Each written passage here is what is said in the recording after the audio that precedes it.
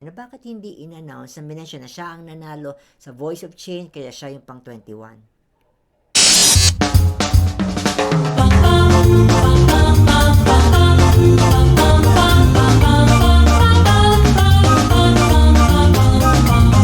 What's up mga friendship and welcome back into our channel. Katatapos nga lang ng Miss Universe 2023 at ang nanalo is si Miss Nicaragua. Pero hindi pa rin natatapos ang controversy because hindi pumasok ang ating pangbatos na si Michelle D. Pag-usapan natin.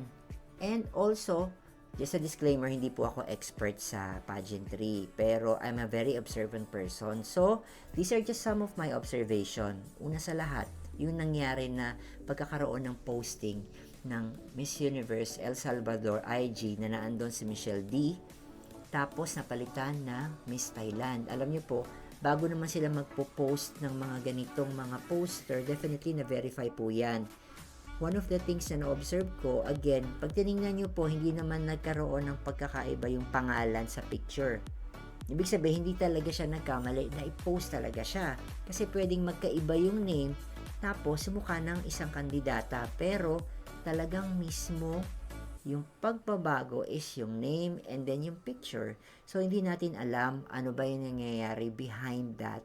Bakit nagkaroon ng ganong klaseng resulta? And again, para sa ating mga Pilipino, mabilis tayo mag-screenshot. Resibo na kaagad yan. And yun ang isa sa mga reason kung bakit umaalma talaga ang sambayan ng Pilipino regarding doon. Second, maganda yung performance ni Michelle.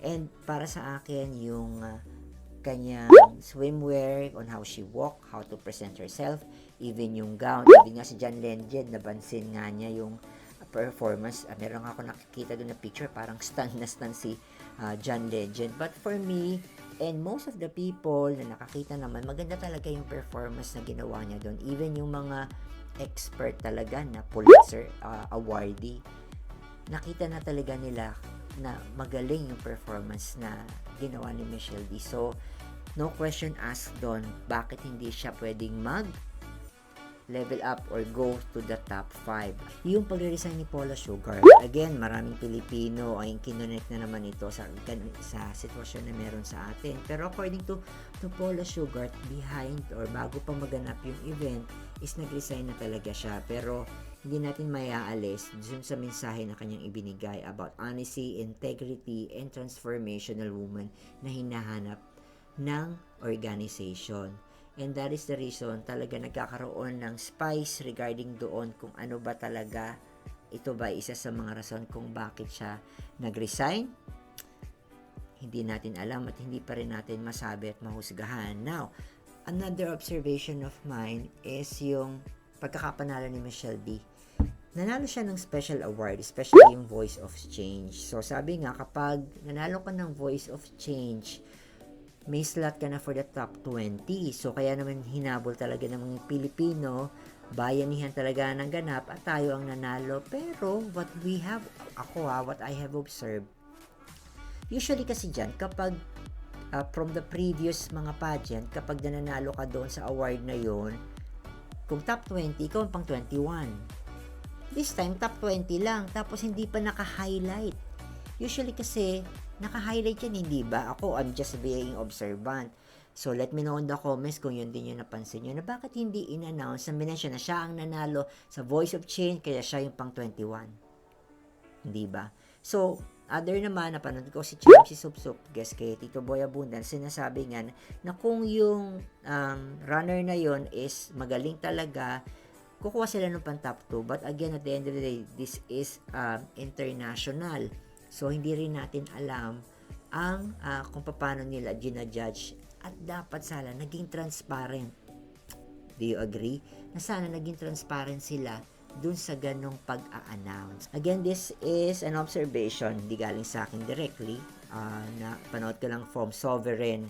Isa siya sa pageant expert talaga at sinabi niya, hindi naman sa ginajudge natin, ginajudge natin yung mga judge na kinuha. Pero at the end of the day, this is a very prestigious and top prestigious beauty pageant competition na dapat sana yung magiging judge doon, hindi lang kung sino. Eksperto din. Hindi ko rin minamaliit yung mga judges na nandoon. Pero mas maganda kung expert din sila dun sa larangan ng pageantry. Kasi maaaring maraming tao doon na talagang nalulung na talaga sa pageantry na alam nila on how to see kung ano yung hinahanap talaga ng organization. Hindi lang basta kung sinong mga judges na para lang mailagay doon. And for me, isang malaking magandang mapag-usapan yun at malaman nila na dapat sana ganun yung klase ng mga judges na kinukuha nila, which is expert doon sa mismong pageantry. Hindi ba? Mas maganda yun. Here's another observation. Ano pa ba? Yung mga nagaganap na ganyan na hindi natin alam kung paano ginajudge. Again, this observation is based on the interview again of Tito Boy Abunda kay Chamsi na hindi nila alam what's going behind, na pwede ba nilang malaman yung mga scores. Kasi mapapansin nyo, noong Trump era, nabanggit nga rin nito ni MJ Lastimosa na nakikita mo talaga yung mga score na binibigay ng judges. So ngayon, meron nga lumalabas na speculation kung ano ay mga ibinibigay ng mga judges doon. And nakita ko rin sa post ni Pia Wurtzbach na hindi siya legit. So, at the end of the day, di ba mas maganda kung transparent kasi hindi kayo nababackfire? So, mas maganda sana nakikita kung ano yung judges kasi nalalaman talaga ng tao. And also, kung hindi man nila gusto yung ganong klase ng pamamaraan, is magkaroon ng voice yung mga national director, katulad ni na Chamsi, na malaman. Kasi based on the interview, hindi na rin alam ni na Chamsi kung paano. Bakit ganun? They should have transparency, di ba? Mas maganda yung ganun. Another observation, si Luciera. Ayan, based on expert na tayo. Luciera is an expert. At napansin niya nga rin yun. And ako napansin ko, nakita nyo, nung nagsasabi niya na rap, yung rolling niya ng ice, na may ibig sabihin, sabi ko sa inyo, very observant, yung pag-roll niya ng ice na yun, alam niyo na yung ibig sabihin niya. Na there's something fishy at katulad nga ng ating mga local celebrities na nagme-mention din ng kanilang emotion, that there might be something fishy from an excerpt of Lucera na dapat maganda yung position or placement ni Michelle D. Sabi nga nila kasi na wag daw pahawakan talaga ng mic. Hindi natin alam kung totoo ito. Dahil alam nila kapag nakahawak ng mic ang Philippines talaga, mababago talaga ang lahat. So again, hindi pa rin natin alam. And it's just an speculation. For me, I love Thailand. I love Nicaragua. Sana nanalo and congratulations. But at the end of the day, for me, dapat sana nandun si Michelle D sa top 5. Kasi maganda yung performance niya. And having that awards na kinakailangan to be a transformational woman, it's a factor for them to consider. Pero at the end of the day, I'm not a judge. And that's just my observation right now. Ang nangyayari ngayon, dami ko napapanood na there are people na propose na nagre-refund na sila dun sa app, na there's something happening, and also marami mga posting, hindi naman klaro ito, that Ivanka Trump is interested, at Chavit Singson is interested. Again, hindi ito klaro lahat.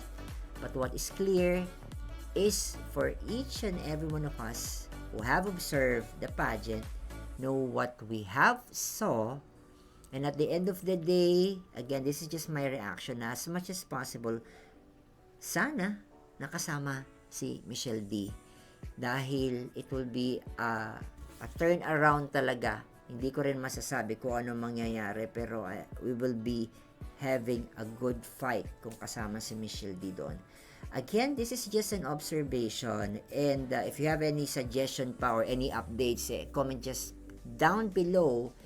And again, don't forget to like and subscribe para magkaroon pa kayo ng updates sa ating mga latest informations happening and videos. Ito nga pala si D. Samahan niyo ako kada dia. Bye!